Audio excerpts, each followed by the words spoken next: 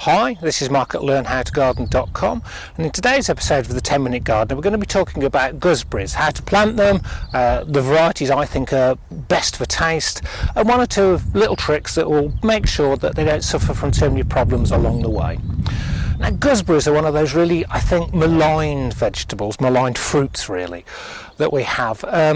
And I'm not sure why. I adore gooseberry fool. They come early in the year. They're fairly easy to grow. With some of the modern varieties, one or two of the old problems with gooseberry mildew or gooseberry sawfly has sort of been overcome.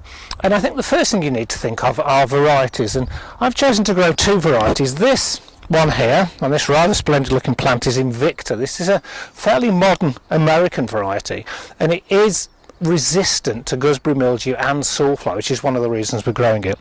And the reason that this is sitting in this big bucket of water is if you buy anything bare rooted, and by that I mean it'll arrive literally as these roots. It's been grown in the field, it's been dug up in the winter months. You're going to plant this sort of between November, mid to late March, and there's no soil on these roots, or very little, so you don't want them exposed to the air at all. It's one of those jobs you want to be doing on a dull day like this. You don't want to be being out here on a baking hot day with bare roots. They'll shrivel up in a minute, 2 minutes, and then you have problems. So soak them.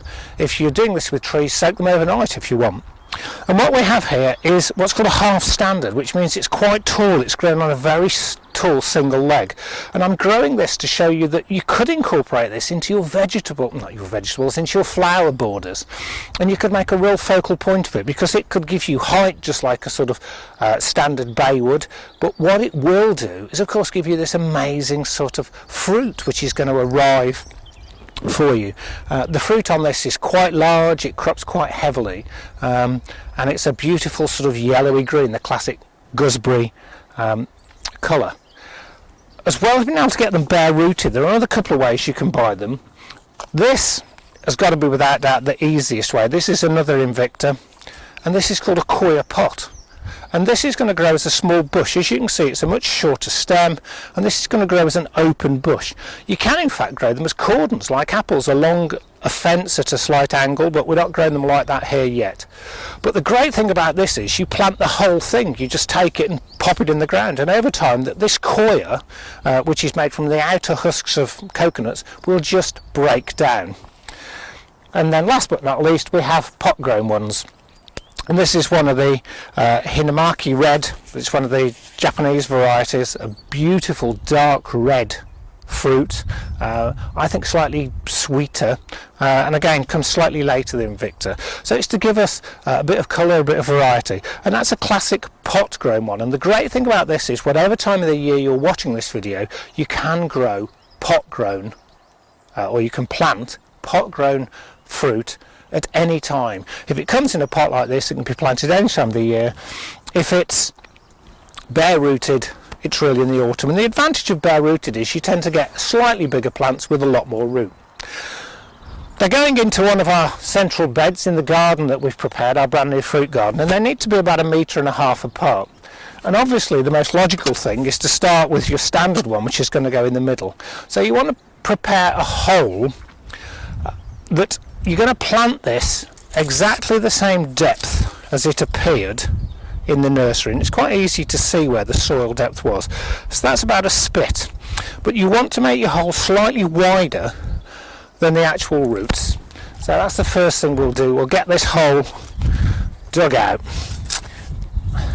Now all this has been double dug and had a lot of organic matter already incorporated into it.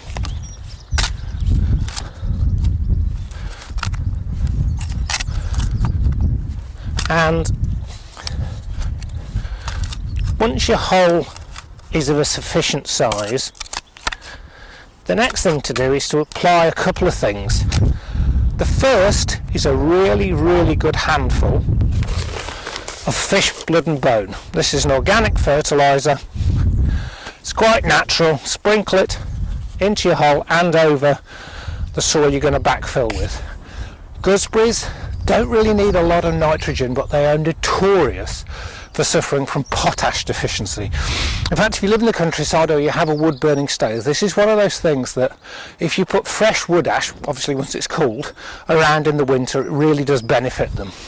And the next thing is our mycorrhizal fungi.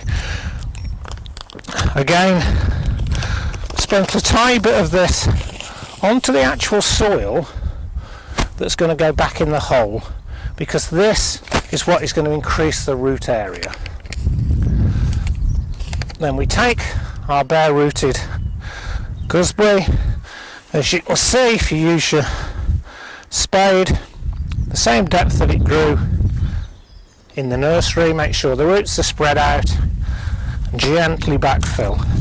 And with all bare root plants, you want to be doing a little jiggly dance as it goes in, just jiggling it up and down. That's to get all this really fine soil down between all those roots, so that you've got contact between the soil and the roots, you've got contact between the mycorrhizal fungi and the roots. Don't, and I've seen this done before, try to push it down with the end of your spade. I've seen people chop most of the roots off their plants before. And then we gently start to heal in.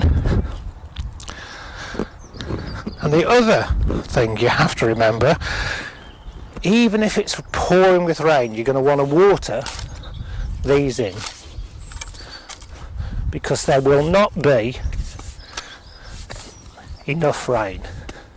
And for the first year, you're going to have to watch the watering on all of your freshly planted fruit. Now, I am in a moment going to top dress this, and by top dressing that means I'm going to put a layer of well rotted compost around the top. But when you're putting compost around any plant, think of a polo with a hole. You don't want it right up to this joint here. You don't want it touching the plant. You don't want to cause rot or anything there, so you want to leave an inch or so away from the plant. But we water first, otherwise your compost will take a lot of that water up. And absolutely soak it. You want a good, couple of gallons onto every single plant you're going to put in. But what you can see, by using a half standard, you get height already. This bare sort of bed has already started to get some height. And in a second we'll get the other two in, and you'll start to sort of get a feel of the first of our beds. This is our gooseberry bed, but obviously we're not just going to grow gooseberries in here. Although you need about 1.5 metres between each plant, there are things we'll be able to grow in between. Annual edible flowers would be good. We may grow around the edge some herbs, because they're going to grow, the herbs, and that will grow much higher in the soil than these fruit. And as long as we keep it well fertilised and well watered, that'll be fine. So you need some compost now. Let's just shift this along.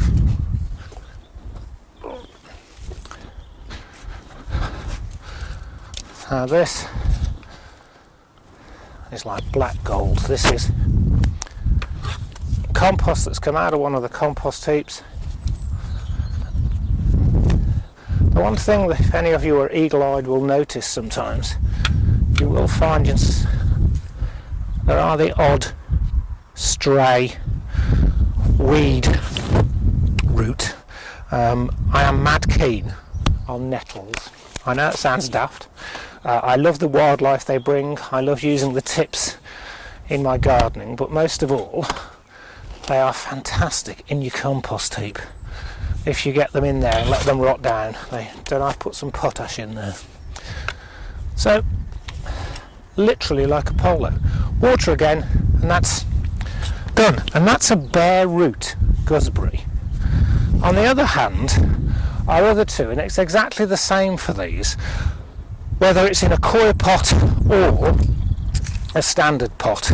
If it comes in a standard pot, as you turn it out, if we focus in here, you can see all of these roots. I'm not sure how closely we can get in here. Probably. Our next two are planted in exactly the same way. The difference is obviously the coir pot will go straight into the ground, whereas Our pot grown one literally needs to come out of its pot. Exactly the same process. Obviously the hole doesn't have to be quite as big. If you hadn't prepared this ground, if you hadn't literally double dug all of it, you really do need to make a fair sized sort of space for fruit. You know, it's no good just thinking you can take a piece of the garden and dig a hole that big. That's not enough goodness.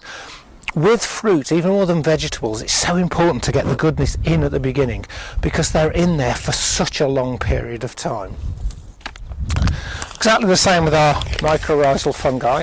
Just because the bare roots aren't there doesn't mean to say you're not going to need this fungi. It is one of the real fantastic natural things. Same with our fish blood and bone.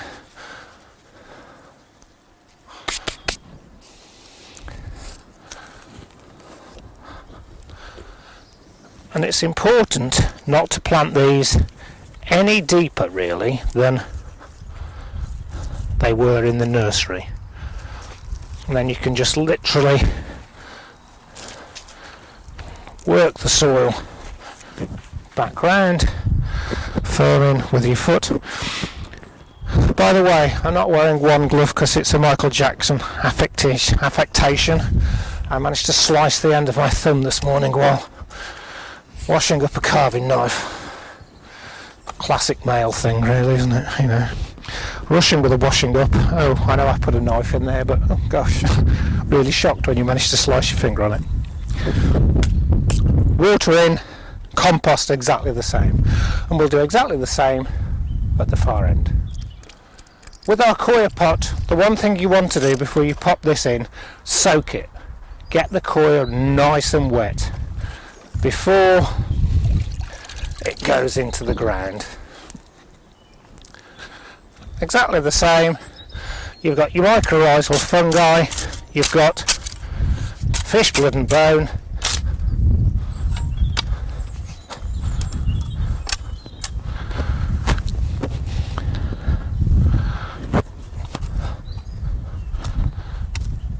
and we'll do the same with some compost. Literally round in a polo, water all three in, and then just watch the watering. Make sure you keep on top of it. You know, if it hasn't rained for a week or 10 days, especially in the summer, give them a good soak, and we'll just watch how this develops. So that's Mark at Learn How to Garden saying that's how you plant gooseberries. Great things, get them in there. Even think about these half standards in the middle of your flower border. Imagine being able to walk home, you've got all those wonderful flowers, and you can steal a gooseberry and eat it before you get to the door.